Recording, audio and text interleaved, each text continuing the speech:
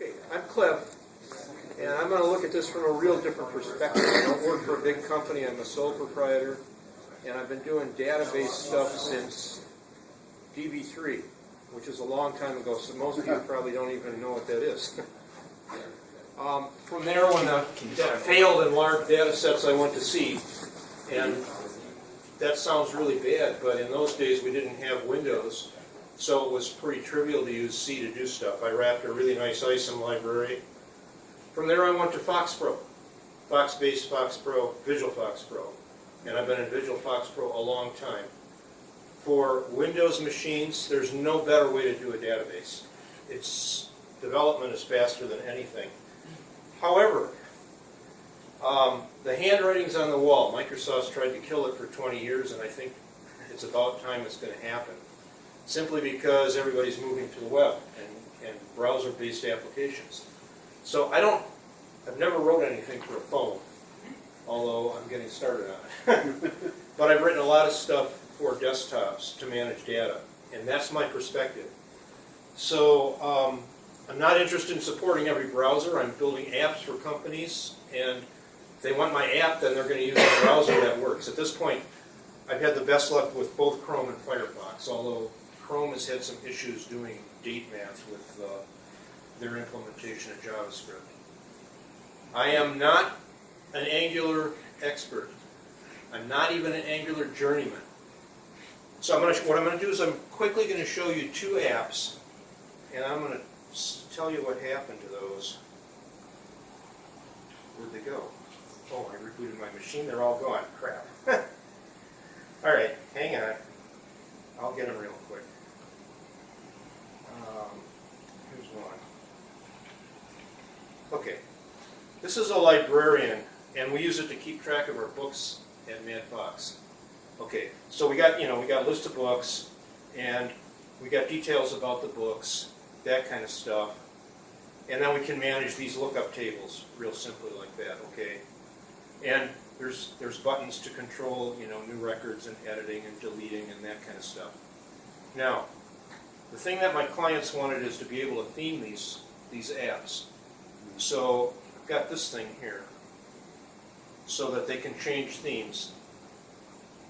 Just like that, okay? This is built using JavaScript and CouchDB for a backend, and jQuery and jQuery UI. And there's things about jQuery, I used it because it's what I found at the time, and their theme roller is fantastic for making themes. But the interface to their widgets is kind of weird. So that's one thing I didn't like about it.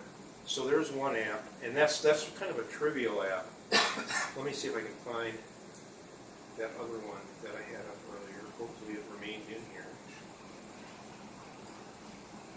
Let's see, is that it? No, that's not it. All right, let me I'll type it in. It'll take me like a second or so. I have to find the other.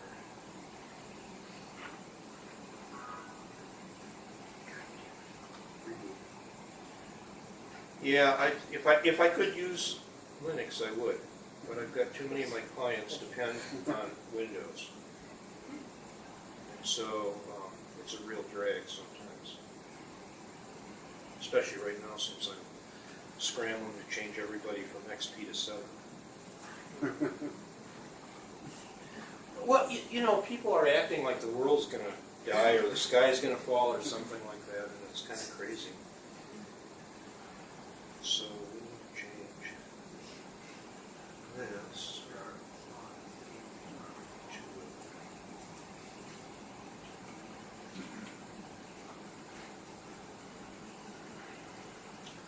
to, and so I really like CouchDB for a backend, and I'm coming from 20 years of SQL, and yet I can see that NoSQL is a better way sometimes. Okay, so this is better. This is a real app, actually, not just a stupid little librarian, which is trivial.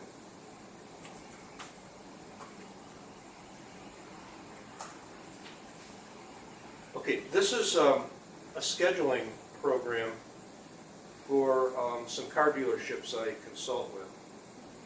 And I gotta go back to where I have some real data. Oh, I'm going the wrong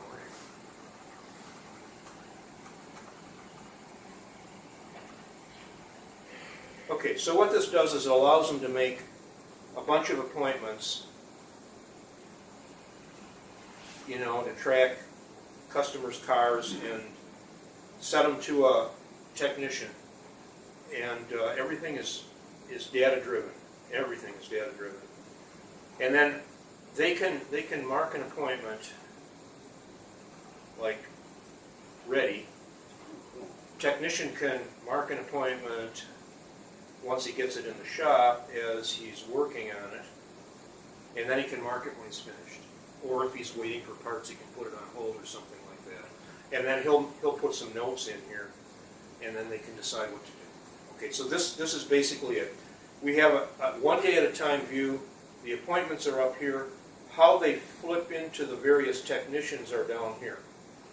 And this is something, they've been doing this on huge sheets of paper. It seems like every car dealership I've seen has these huge sheets of paper stacked up. And so somebody calls and they want to make an appointment 3 days from now. You got to and these are bigger than tabloids, so you got to flip through this stupid thing, write an appointment, and then if you want to change it, it's really difficult. So they wanted to build this. Okay, this is again running on Couch on the back end, jQuery UI, jQuery, and then jQuery's themes is the same theme switcher. Okay, so one of my colleagues, let me just set this down a minute. Jack Smith from Wausau Coded up in Wausau, and he comes down to our MadFox meetings all the time pretty much. Keeps telling me, you know, Angular is the way to go. And I tried Angular like about 8 months ago, and I had just one hell of a time.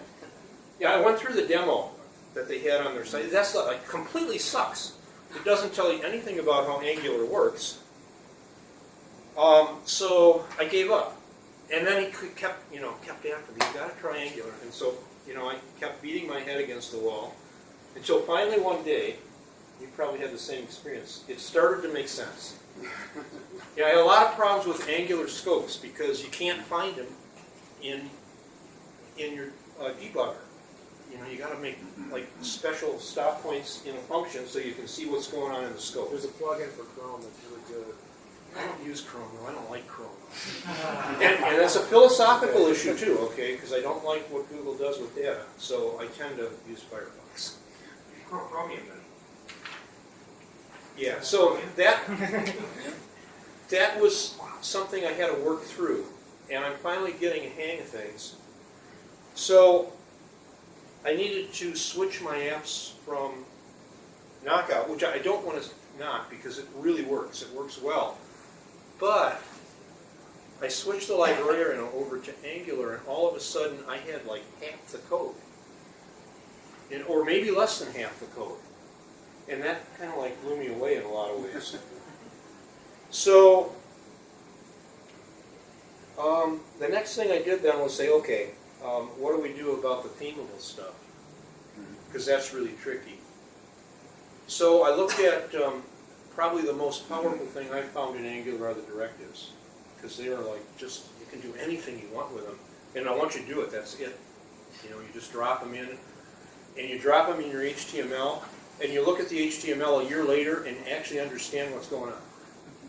And unless you're really good at commenting, that's not actually usual. So what I did is I wanted to take all those jQuery widgets and wrap them so that they were Angular. And the more I looked at it in the weird way you talk to the widgets in jQuery UI, I decided that's really stupid. It was a lot easier to just, the widgets I use, kind of knock them out myself. It didn't involve a lot of code, and they worked. So what I ended up with, I did keep a couple things. Like I really like their date picker. So I kept the date picker and just wrapped it. But the rest of the stuff, like buttons and things like that, So I gotta get the last file, which is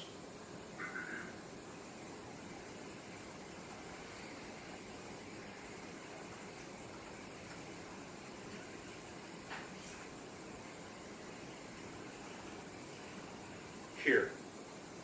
So what I ended up with is you know, like a draggable thing. I got tab sets down here, and you can nest them like that. I got spinners and drop downs, you know, check boxes, and I got the theme switcher. And this turned out to be about a quarter of the code that my jQuery plugin was, which really blew me away. It's really simple, and it works. So anyway, what I'm going to do is I'm going to like show a couple, 3 directives. So, and how many people are really comfortable with writing directives? There's got to be some people here that are comfortable. Yeah. But most, I had a couple days of soul searching to really get down with writing directives. So we're going to look first at this one here because it's really simple and it encompasses all the directive stuff. Oh, and I lost all these because I removed it too. That'll be okay now. We just got to get Komodo up. Anybody else use Komodo edit? Yeah, I think it's really nice. I use Vim mainly, but every now and then. I use it all. That's all I use. Okay. So the first thing is I wanted this library, my themed controls, to just be able to drop it anywhere in my project. I could put it inside of JavaScript, or I could put it loose in its own folder, or anywhere I wanted, and I wanted it to work without anything else. So I went through this little bit of stuff right here to set up paths so that it's going to find out where it is in relation to the root of the project. Can you make it bigger, Can I make it bigger? Yeah, the text. Anybody know how? Is there a view menu? Can't read it from here. Let me see if I can change the font size. View. Increase the font size. How about that? That's pretty simple. Control plus if you can. Yeah, Control plus. You guys say when it's big enough. One more? Okay. Maybe higher? Got one more. Slightly? Yeah. How's that? That's great. Okay. So all this really does, I guess we could get rid of this, is figure out where I am in relation to the root of my project, and then set a couple of properties, and all the rest of the stuff in the library uses that to do whatever it needs to. So I can just plop it in the project, make sure it's in my index HTML as a call to the script, and everything works. So that's the first thing. So let's look at that draggable little guy. Okay, so here's the directive code right here. My font size again? Yeah. Oh yeah, duh. Sorry. Good? Yep. Okay. And this is the proper Angular way, apparently, according to all the docs, of writing these directives. Except that they usually have one more level out here. I created a property that points to my module. So I've got an isolate scope, and that's the only way to go with this kind of stuff. You can drop as many as you want anywhere, and you don't ever get in trouble. So all my controls, yeah, I should mention this, I wanted a uniform interface, and I needed to be able to like show or hide them, enable, disable them, and then attach some kind of action to them. And so this has got a show and hide, and it's got 2 actions, a start and a stop. So this is a hook if I want to do something when I start to drag it, and another hook if I want to do something when I stop the drag. Okay, and these 3 things are in my parent scope somewhere, hopefully, or it won't work. Okay, I'm going to replace the code that's in my HTML, and this is how it looks. Okay, I've got an HTML element called UI draggable. I gave it an ID. You can or can't. The cool thing is Angular preserves as much as it can from your original HTML. So I get my ID anyway. And I've got a template, which is whatever's in this thing. So everything I do is template it out into partials. And then this is where the actual start and stop methods are. They're in the parent scope. Okay, so that's how it looks in the HTML, which I think if you were to look at it and not know what I wrote, it'd still be pretty clear. So yeah, I get rid of the original HTML and I put the template in, whatever's in the template. It could be anything.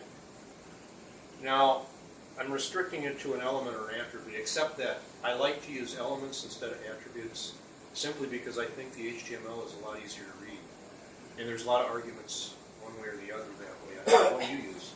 The best explanation I've ever heard was use elements for like self-contained components. And Yeah, like these guys. yeah, and then attributes to add behaviors to something. Yeah, So that that's- makes sense, so you don't lose the original Yeah, structure. and I never use classes. Oh God, yeah, or comments, right? That doesn't make a lot of sense. For certain elements it does, but yeah. Okay, and so this only has a link function. It doesn't have a compile function. So we're all familiar with what those are, right? When you build one of these directives, the compile part is where you screw around with the DOM and add all the stuff that you're doing, and the link stuff is where you add watchers and behavior like that. And so this allows you to split that out. So what I'm just doing here is I'm looking at what I get in. Like if somebody wants to hide or show this particular directive, then I'm gonna watch it and do what I need to when it changes. And here's where I hook into these two little guys at one time. Okay, that's all there is to the directive. And then you just plop it in the HTML, fire it up, and away it goes. And then you get this nice. Actually, I think it's really pretty cool. And since it's themable, I like that too a lot. I don't actually care for that theme too much, so it's not easy to see. I kind of like it. So if you change the theme, do you just change like the scope variable? I have one property, and what you have to do to change the theme, and almost all theme switchers work this way, is you got to pull out a CSS from the header and then replace it with a different one. And that's what the logic inside the theme switcher is. It also is a self-contained list of my themes, which are it's an array of pointers to the actual image file for what's showing up when you put that down, and the location of the CSS file. I mean, you can look at it. We can look at it if anybody wants to. So the other thing about theming this stuff, and that was really important for me, is my template has to actually. The template has just got a couple of classes in it that takes care of everything. This one doesn't really show you how to theme it. Any questions on this one at all? It's really simple.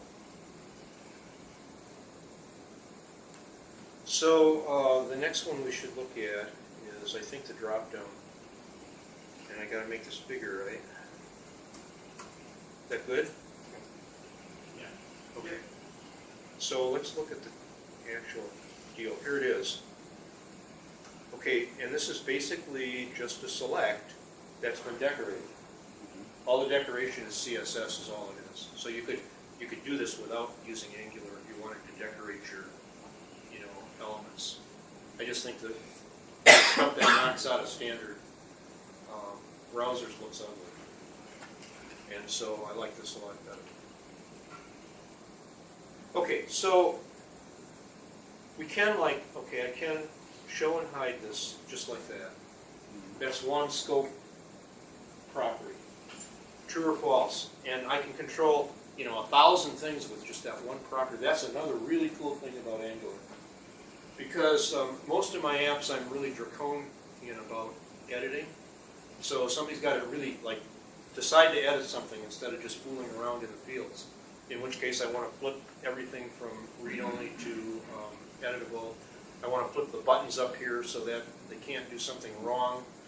And having just one property, or two maybe, to do that is just really a saver. I had to write, before with using Knockout, I had to write functions that, and every damn control was in those functions that switch it back and forth.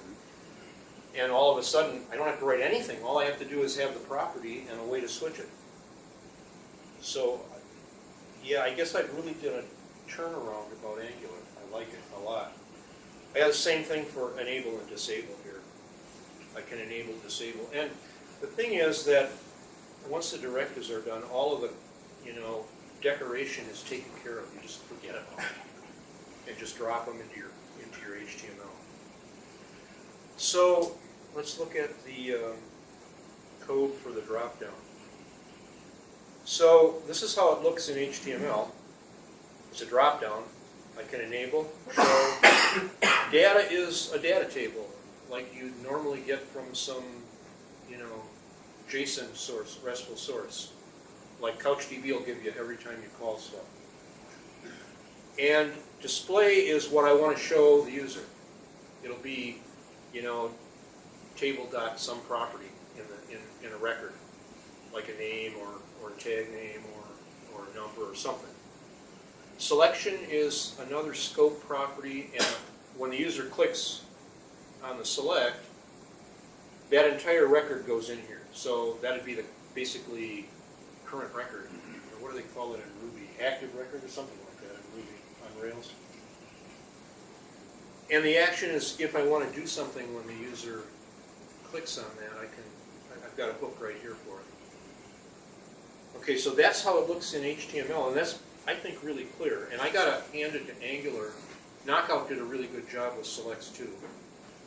And Angular also about giving you all the things you need, because almost always you're using it like a lookup table or something. So you've got an array of objects, which are records, and it makes it real easy to put it together. So here's the directive, here's the scope, and I've got an isolate scope for each one of these guys. Again, we're going to replace the HTML, and I'm wrapping all of these guys in a label because it makes it a lot easier to decorate and control what's going on. So I've got a label, and I typically will tag a class on, which will allow me to do something in CSS globally without a lot of work. This makes rounded corners, and this is the nice gradient on top of it. Okay, and I got to put corners on the select also, or else it bleeds over. And that's it. So the compile, the first thing I do in the compile is, set a few things. And here we add some attributes. ng class, which is really nice. That allows me to do the enable, disable, and control how things look. And ng disable is really nice too when it works, because it allows you to just not worry about writing code to enable or disable control. If I write a tooltip, we'll tack it on right here. And the model is something we need. That goes to the selection. So when they select something, there's a place to put it, and Angular can do it without you thinking about it. And this is how Angular deals with, this is basically a for each loop. And this is what I'm going to show the user. Okay, now, some of this code is really unnecessary if you're not doing the theming stuff. All of this stuff is about theming here. The mouse enter and mouse leave, so that when I roll over here, I get the right color, which comes from my classes. And so in my compile, I'm going to return, I can return both a pre and a post function, for pre-link and then post-link. And the post-link is where I set up a few things here. I'm going to watch the enable property, I'm going to watch the show property, and when they change, do some stuff. And that's it. So with all that, I get nice behavior that looks good in my HTML. So if you guys are willing to go on, we'll look at one more complicated. You had that tab that you built, the tab set. And I got the same thing Yeah, there. I see it. Yeah. Yeah, okay, so if we look at the example in my samples here, I've got a tab set here, okay? And the cool thing about Angular is if you set your scopes up right, I mean, everything, doesn't matter where you know, everything is just like data-driven right now. It's magic. Yeah, it is, it's kind of like that when you're used to the old way of doing things. Now, and here's a nested tab set, okay? And even then, things work like they're supposed to. So, and it's smart enough, like if I, you know, hide this stuff, well, okay, let me go in the second tab. If I hide the second tab, I should get nothing when I hide it, and I don't. And I've got to select a different tab if I want to see something. But if I bring it back, everything's there. Okay, so that's how the tab sets work here. Probably a little similar to yours. The HTML looks like this. I've got a tab set, and I've got, like, before I switch, that's a hook, and after I switch is a hook. And then I've got tabs. These are the individual tabs. They're basically just, I got a title that shows up, and then a template. And if I want to show or hide them, I got to do that right here. So that's that tab set right there. That's the main tab set. And that's all it looks like in HTML. Really clean. And 6 months later, you'll remember what it was. This is more difficult to set up, however. I need a controller in this. So we need to have a controller on the main tab set directive. Oh, can you font a bit? Oh, I'm sorry, I forgot about No that. problem. There. Thanks. Okay? Yeah. Yeah. So I got to create a controller, and we'll come back to that. Here's my pre and post. That's the only thing I'm really worried about here. So here I've got to transclude true because I'm going to use what I get to create the HTML. And the transclude's coming from somewhere else, okay? So this stuff, again, is just for the theming. All I'm doing is making sure colors change so the user gets some feedback. This add tab is how I get the individual tabs in. So each tab is going to call this, and I'm going to keep 2 arrays in the scope. One is going to be the tabs themselves, that's the real HTML that goes in there, and the other is an array of objects that gather up stuff that's useful for controlling things. So this just says show the first tab. Okay, and then as the tabs come in, I just push them into these arrays. That's easy enough. Now when the user selects a tab, they're going to get, Angular's nice enough to give them the index in the array. And so based on that, I can call, if I've got a pre, I call it before I do anything, then I switch the tabs here, and then if I've got a post, I call it here.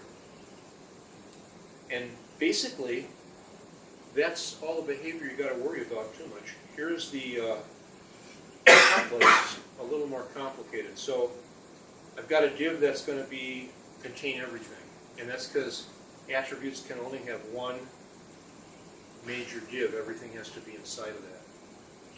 I would have liked to have 2 separate divs, but that doesn't work.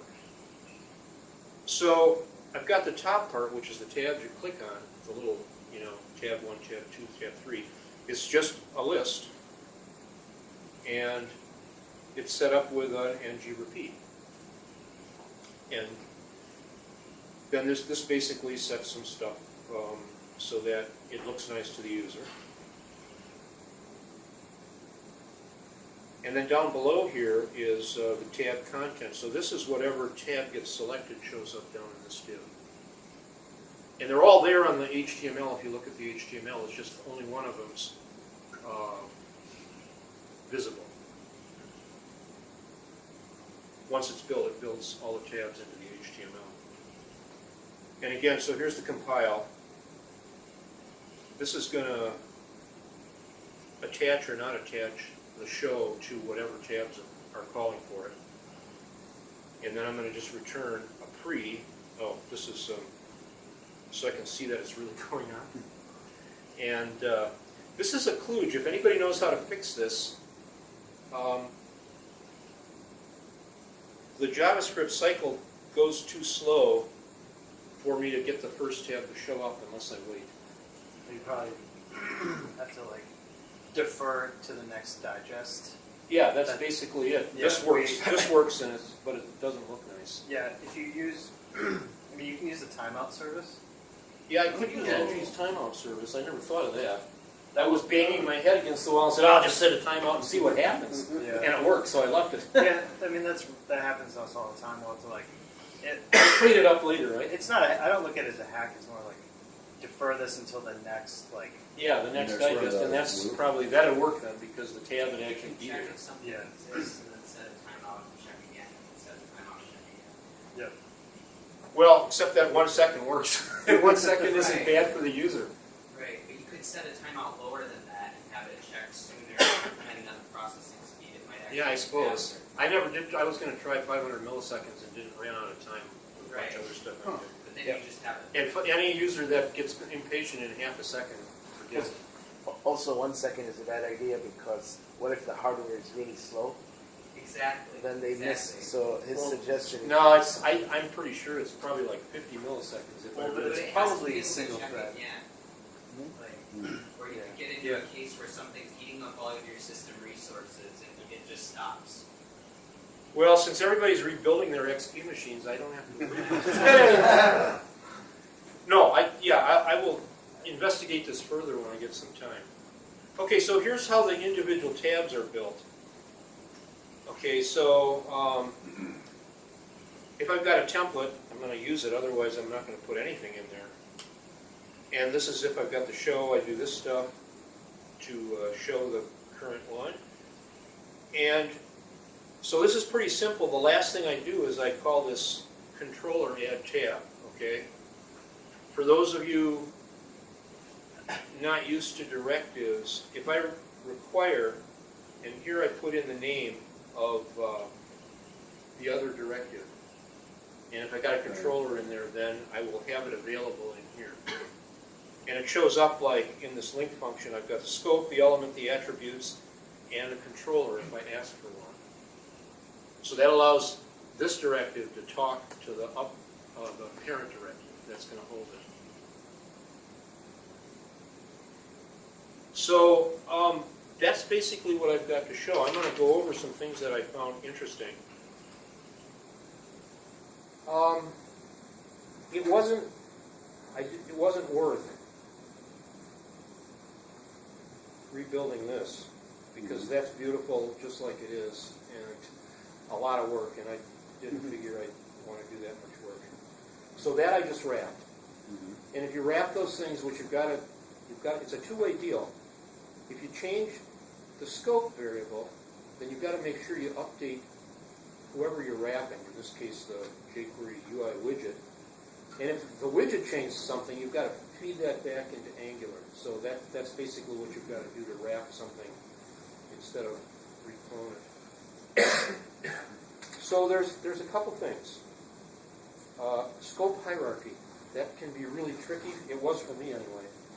A lot of times if your stuff is pretty simple and you're just going up and down scopes, parent, child, that works. But if you've got like nested directives and stuff, they've each got their own scope and they're not in line, they're like next to each other. So you gotta like use next sibling or previous sibling, and that's a pain in the neck. Controllers get rid of that problem.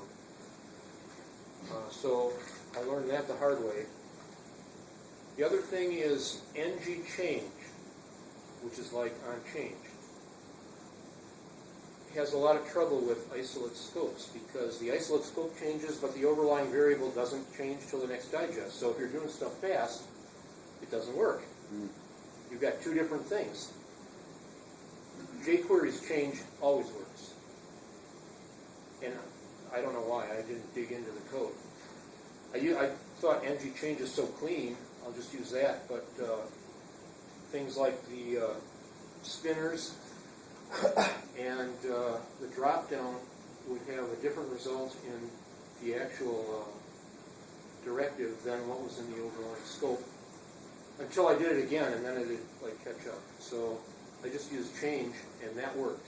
And since Angular's got, you know, JQ Lite built into it or whatever, it's not an issue. That was one thing. The other thing is passing complex stuff through a directives isolate scope to another method. This I thought was kind of weird. You actually have to declare the variables in your HTML and then wrap them as an object in the Angular directive so it'll pass it out correctly to the overlying function. I can show you an example of that. I tried every which way to do it cleanly so I wouldn't have to worry about it, and it just didn't work. And then I did a bunch of research on the web, and this is what I got. If we look at right here, let's take like this scope post function. What I want to do is I want the function to receive the old tab and its index, and then the new tab and its index. So it can do whatever it wants to do when you change tabs, but it should know, you know, which two tabs you're dealing with. The only way I could pass this is I would declare OIDX and like this, and then give it the old index, O tab, give it the old tab, and then the same for the new ones. And the HTML has to look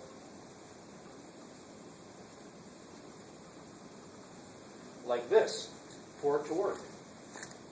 It has to be the same variable name as is in the object.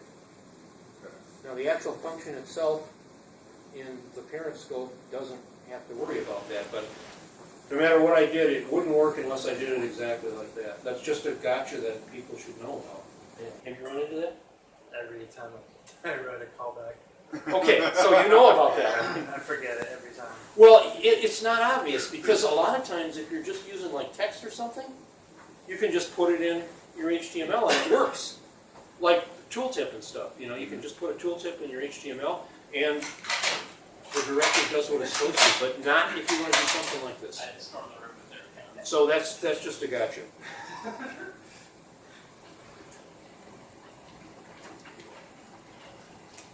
So that's basically it. And I am liking Angular more and more. I have to say, I'm in the process of converting that scheduling program, and I'm writing another fairly large program for a company, and that's where the phone app is going to be the second phase. And I'm going to use your framework because it's like everything I was thinking of, I have to know how to do that I don't, is in there. So I can just write HTML and JavaScript and I'll be happy. And I'll use my couch. The entire framework was written like the same way. Like, it seems like you have a lot of ways to do something, but directives, like, that's how you write them. So. Did you find you have to dig into the Angular code to really understand what the heck is going on? There's some freaky stuff that doesn't make any sense to me. Well, the documentation to me is really obtuse in a lot of sense. You know, they give you an example that like, what the hell is this? You know, how would you use this? I've never seen anything like that on some of the stuff. You know, directives is one. Here's a book. I think I got it on here.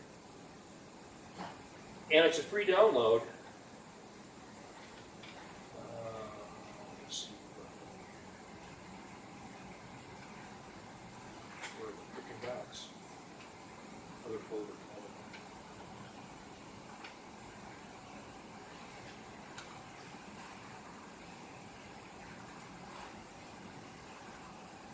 This one right here.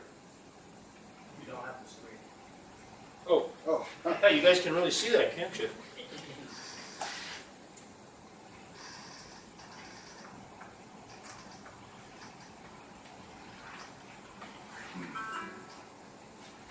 I found this book really helpful, okay?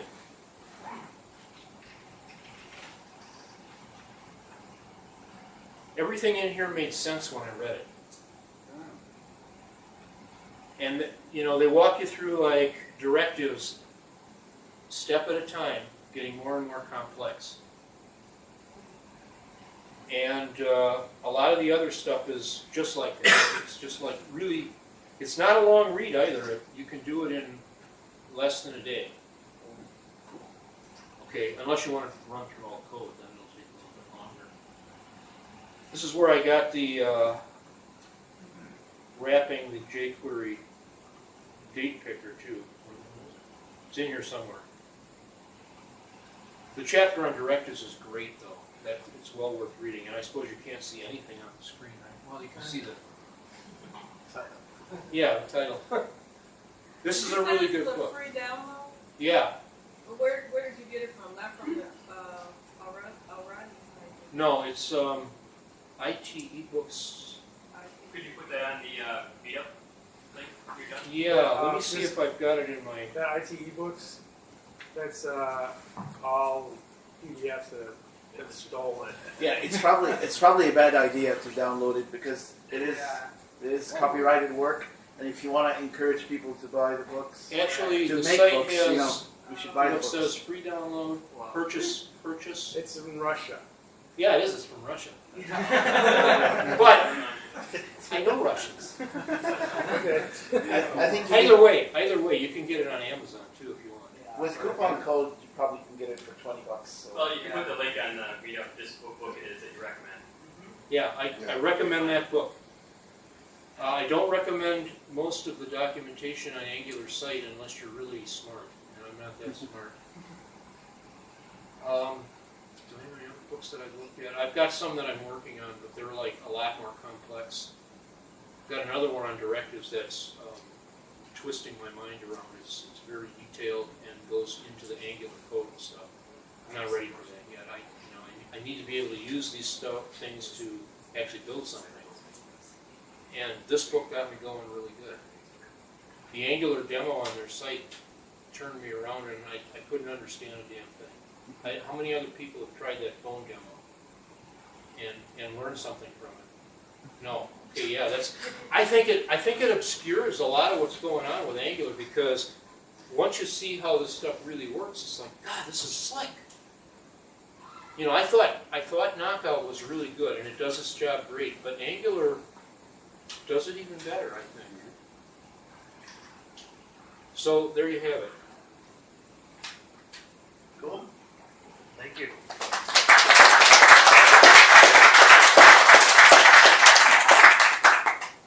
That's better than a projector, I think.